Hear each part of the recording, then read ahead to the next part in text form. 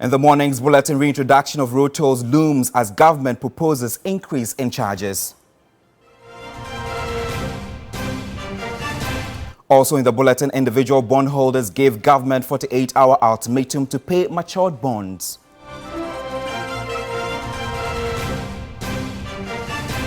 Teachers hit back at Education Minister, urging him to rather provide adequate resources to non-performing schools than close them.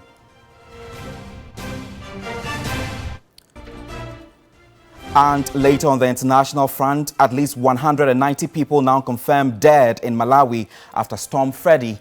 Details of these and some other stories coming your way this morning. Do stay with us. Find us on DSTV channel 279. We're also streaming across the world on Facebook at TV3 Ghana. The details now. The chairman of the Road and Transport Committee of Parliament, Kennedy Osei-Nyarko, says any amount less than 5 cedis for the road toll will be fiercely resisted. But the minority is pushing for a broader consultation that will have the rate generally accepted by all. My colleague Komla Kloche has more in this report.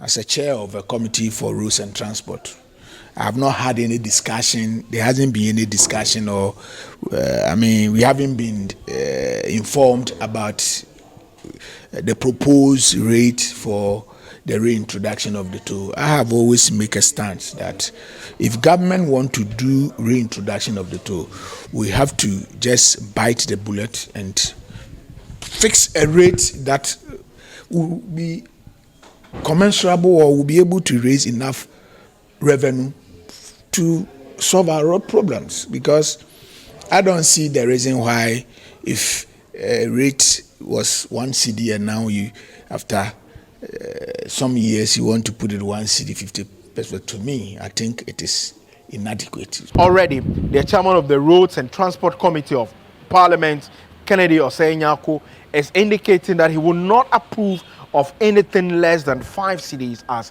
a road toll. So after suspending the road toll for more than a year, and you are adding just 50 pesos to it, then why did we could have as well go ahead, maintain the 1 cedi and add, whilst we are collecting the 1 cedi, we could have made a proposal and add 50 pesos to it. But if you come and you said you have suspended it and you want to add, for me, as a road chair, I will not support anything less than 5 cedis. And I'm saying it based on the fact that the average road toll in the sub-region, even globally, is $1. What is $1? How much is $1 today?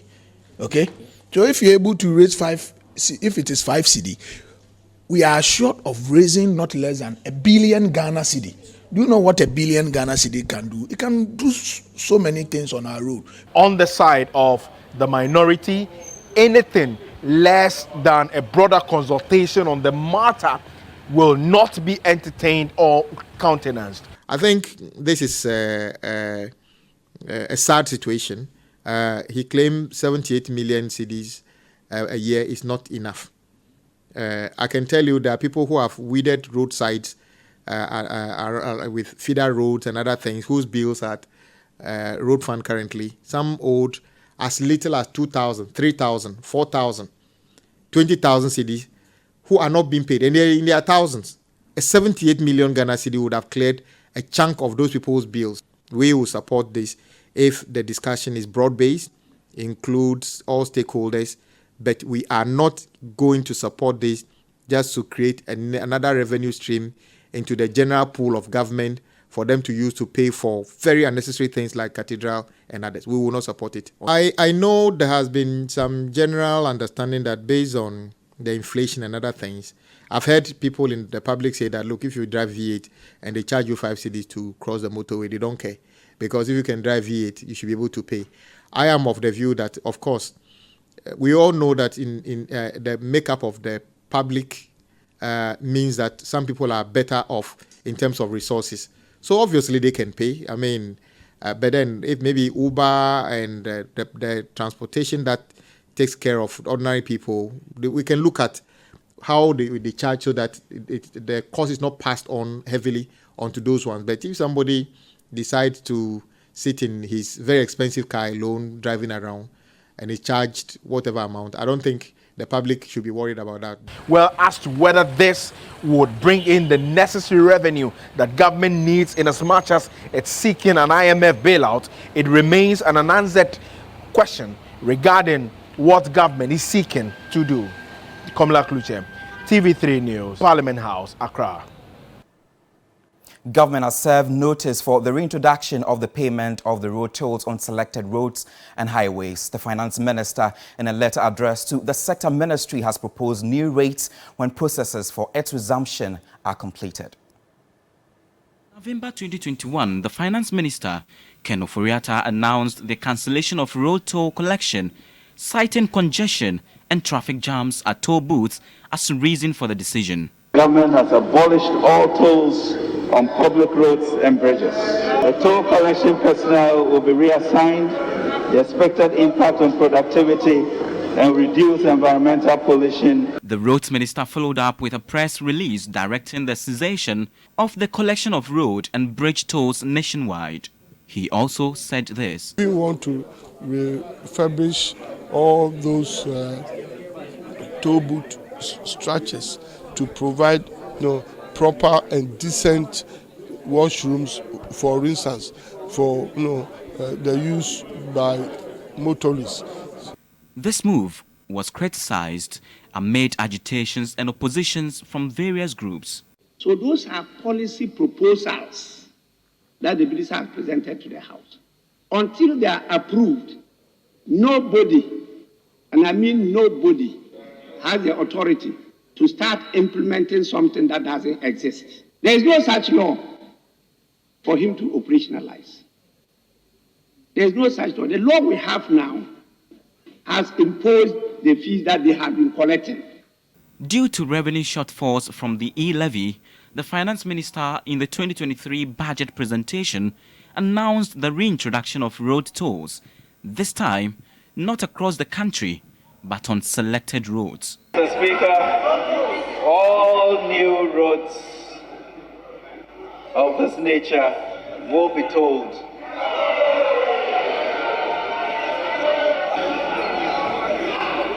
Honorable Minister, resume your seat. Mr. Speaker, the completed new road will be told to recover the whole life cost of the completed infrastructure, as well as pay lenders and provide a return to equity investors.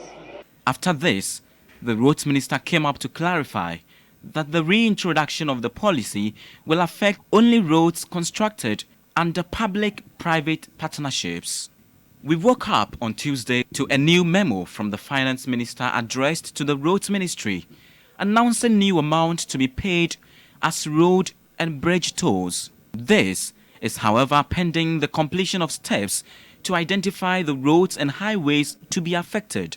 But as it stands, the proposal is for a composite average of 88.05% increase across board. Heavy buses will now pay 2 cedis. Cars will pay 1 cedi instead of the previous 50 pesos. Pickup or 4x4 vehicles will also pay 1 cedi 50 pesos. One thing that has not stood out clearly is the specific roads that fall under the PPP project. Many have requested a list of roads and highways to be affected under the new policy. Meanwhile, some experts have described the new rates as inadequate and have also suggested a digitized mode of collection.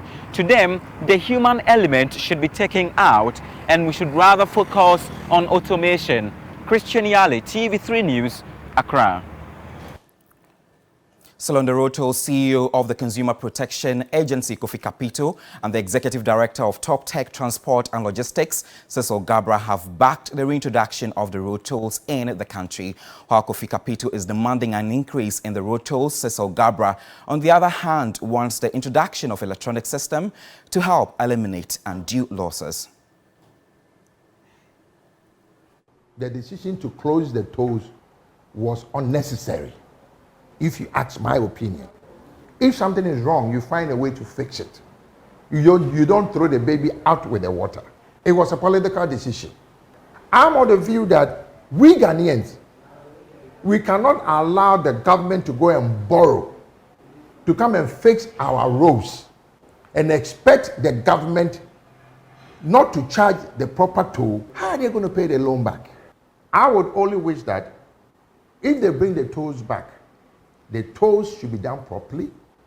I have a 4x4. I drive from Accra to Kumasi and I pay 3 cedis. And I expect good roads. Even if I'm asked to pay 5 cedis or 10 cedis, that is enough money for me to cry and say that I have paid realistic toll. It is good, it is back because as a nation, it is tolls that are used to repair the roads. But again, are we going to see that accounts to say that it is really going to be used to repair the road? That's also one fact that I always ask myself. And this time I feel it should be an electronic system. And if you travel, we all see it. The system that is being used is the RFID technology, where you have your card close to the toll booth, and then you have the gate open for you to go. This, of course, will save Ghana a lot from theft, where you have people in the toll booths and then they do their own thing as usual. It's a nice opportunity for the government to have the toll cards, that is the RFID cards, being organized by the DVLA, and it should be linked up to your roadworthy certificates. Let's say that not every vehicle will go through the toll booths. For example, if it's 200 cedis a year, what happens? Going to have the situation to balance itself that if you use it, you don't use it, at the end of the year when you are going to renew your roadworthy certificate, you pay 200 cedis, and then you'll be given an RFID card that you can use at every toll booth. This, of course, like I said, is going to cut off all the issues where people have government monies in their pocket. Tax expert Francis Timor is arguing that the revised toll charges would not be enough to boost the country's road infrastructure. The government reintroduced road tolls and increased the rate by an average of 88% across board. But Francis Timor argues that the rate is still inadequate to generate enough to finance meaningful road projects. He spoke to 3 Business. The Ministry of Finance reintroduced road tolls in the 2023 budget after abolishing it in November 2021 following the introduction of the e-levy. But as the levy failed to rake in enough, the government has now brought back the road tolls, and not just that, it has increased the rate by some 88%. Motorists would pay the tolls according to the type of their vehicles or motorbikes. The proposed charges range between 50 pesos to 3 cedis 50 pesos.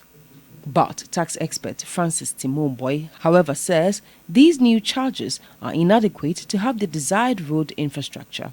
If you look at the amount of money or investment that is required for the various road networks, the expansion that are needed, 1 cedi, 50 pesos, and even you consider a truck paying like 3 cedis, for me, is inadequate. The big trucks could be charged, let's say, 10 cedis, because these heavy trucks, they cause so much damage to the road.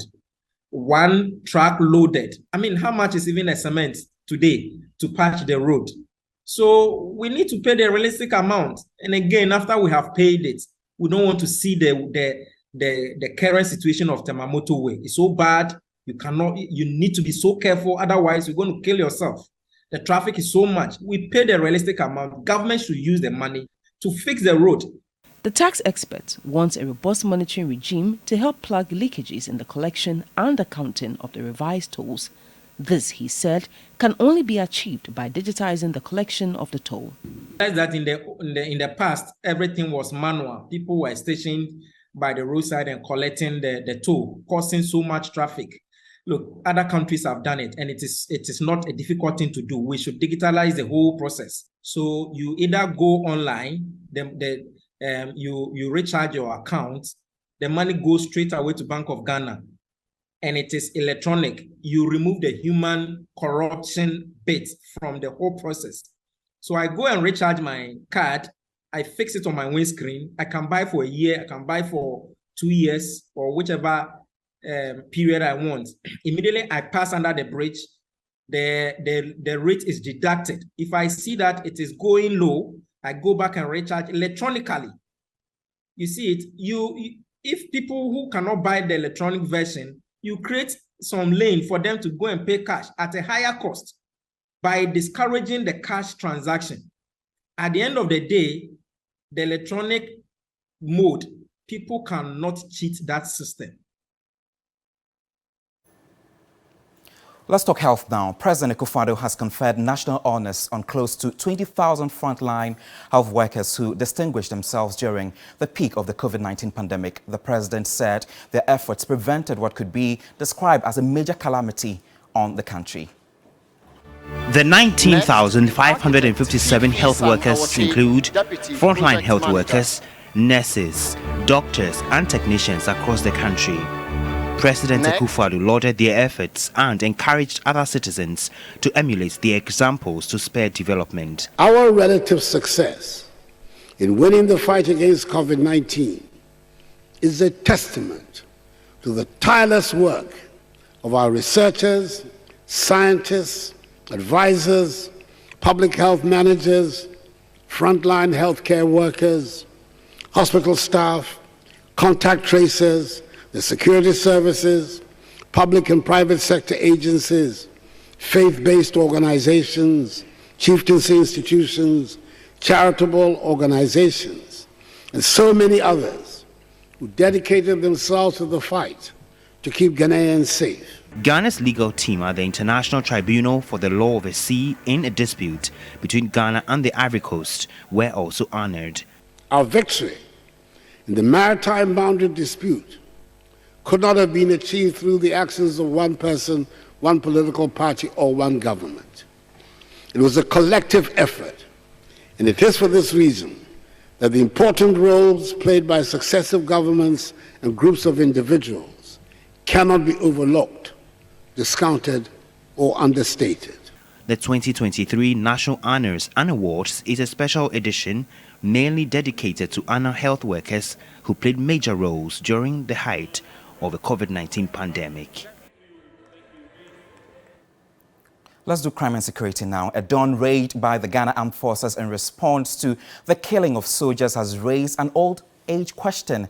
Why always Ashaiman? I've been trying to find some answers amidst horror tales of army brutality and residents constantly caught living in fear on the assignment on TV3, which airs tonight at 9 p.m. Take the opportunity of the crowd to cash in, but most of them are being robbed after sales by unknown thugs. Sometimes when the people close and they are going home, some of them are from work, they carry their bags on. You see the boys opening their bag. So immediately we see the boys opening their bag, we will shout, "Hey, my bag no, my bag no, mo." Some of them will run away, some of them they will catch them and will beat them. Majority of the crimes committed in here are pickpocketing of phones and money, selling of fake items, swindling, and many more. But the assemblyman of the Ashaiman Municipal Assembly, Ni Ayiku Kabute, thinks otherwise.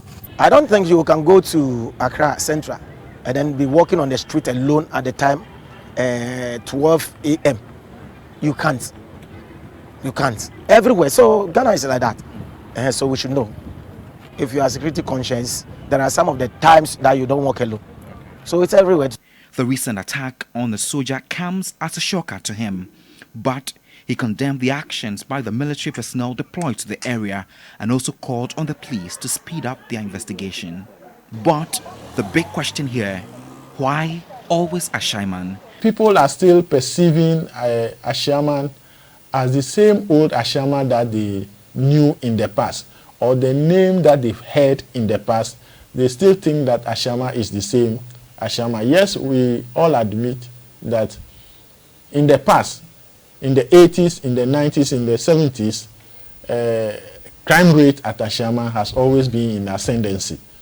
But as we speak now, it has reduced drastically. Find out on Ashaiman and the Siege, which airs on Wednesday, March 15 on the assignment at 9 p.m.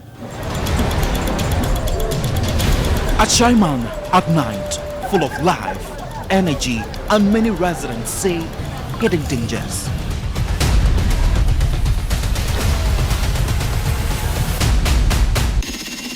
And many others argue full of people grossly misunderstood and duly stereotyped and branded as violent miscreants.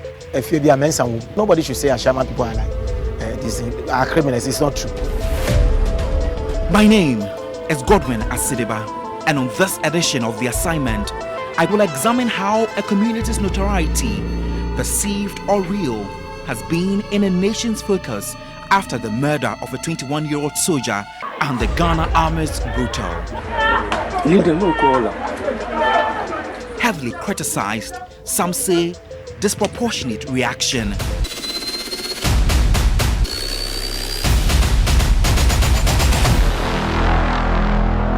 Ashaiman and the Siege airs on Wednesday, March 15 on TV3 and on all our digital media platforms at 9 p.m.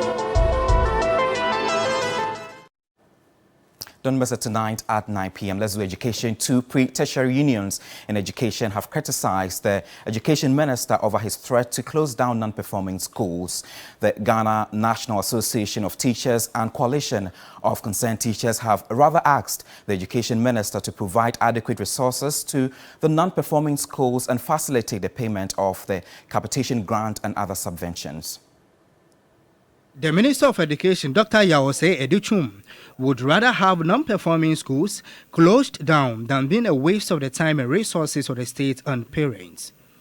But the Communication Director of the Coalition of Concerned Teachers, Adokwe Awule, says the Education Minister cannot close down non-performing schools. Measure the performance of a school, like La Presec and then Legon Presec. You cannot put them on the same pedestal and measure them accordingly.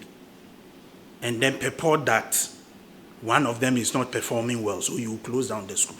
You find teachers sitting under a tree, and that is their self-command room. The head teacher's office is like an NCOOP, excuse me to say, where you find the students also in an uncompleted structure as classrooms. In spite of this, they are performing. He charged the Education Minister to rather close down schools under trees. He has no power to close down schools. How can, where? Which you have power to close down schools? Even we have schools under trees, they are still managing. Teachers are there teaching. Teachers have dedicated themselves to go to villages where officers will not even go there to inspect those schools. But those schools are running. They go around to beg parents to allow their children to come to school. Those schools are even still there. He should go and close down those schools first. The General Secretary of the Ghana National Association of Teachers, NAT, Thomas Musa Tanko, says the country's education policy document empowers regional education directors to determine a non-performing school and report to the GES Council. Then the GES Council will advise the sector minister to take action. You have set aside the GES Council, you have set aside the Director General, you have set aside the regional directors, and you have descended on the heads, and you are holding them accountable that they should come. They said that if they don't change the trend, you close down the schools. That is totally misplaced. That is not where that particular statement should go. He asked the Education Minister, Dr. Yaosei Educhum, to rather focus on facilitating payment of capitation grants and subventions. That must go. Capitation grant is in arrears for 2 years. Subvention for the past 3 years have not gone. Over 3 years it has not gone. The same schools you are talking about, those who go there, and like I have said, they are aggregated 30, 31, 32. With all due respect to those students, you go and put them together in one place. And you say the hair should do what? Magic. What do you do? Please, we think that the minister sometimes should consult. Minority members in Parliament took on the President over his inability to mention the Ashaiman killings and abuse in his State of the Nation's address. Debating the address, the NDC MPs criticized the President for failing to unify the country in the address, but the NPP MPs touted the records of government. Whether health infrastructure, whether educational infrastructure, whether roads infrastructure, the President is working very hard to ensure that Ghanaians get development at their doorsteps. We have been told by the President when he was complaining, just like me, he was whining and lamenting about the issue, and he never provided any solution when he appeared on the floor of the House. Mr. Speaker, on Saturday, we heard that Ghana has taken delivery of some buses, but what they didn't add was that these buses were coming from Nigeria. Mr. Speaker, these buses were coming from Nigeria. Of course, I have absolutely no problem if FDA confirms that these are good buses. But Mr. Speaker, the bigger question is that how come Nigeria has excess buses and we don't have? How come that Nigeria has excess buses and we don't have the buses? The buses that we are taking delivery of can only last for 6 weeks. When they brought a policy to curtail Tumso, they said we should put off our deep freezers. They said we should use one mobile phone.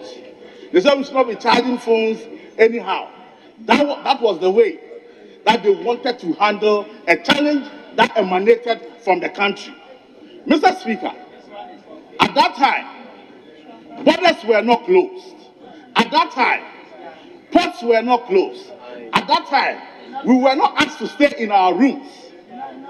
But they were struggling. We were still struggling to handle these issues. Mr. Speaker, as Commander-in-Chief of our armed forces, the President was duty-bound to say a word about Ashaiman as Commander-in-Chief, because rights had been violated, including the murder of a soldier. Mr. President simply just didn't find space in the 1.5 hours delivery to at least console the family of the bereaved soldier and also to express regret about the abuses of the rights of the people of Ashaiman. Mr. Speaker, that was unfortunate. The President simply did not live up to expectation as Commander-in-Chief, and I would admonish him to find space and address the nation on Boko and Ashaiman. Way of news this morning. My name is Godwin Asidwa. There's more news if you log on to 3news.com. Don't forget, Ashaiman and the Siege airs tonight at 9 p.m. The show continues with Roland Walker, AJ, and Bella Mundi. Good morning, guys.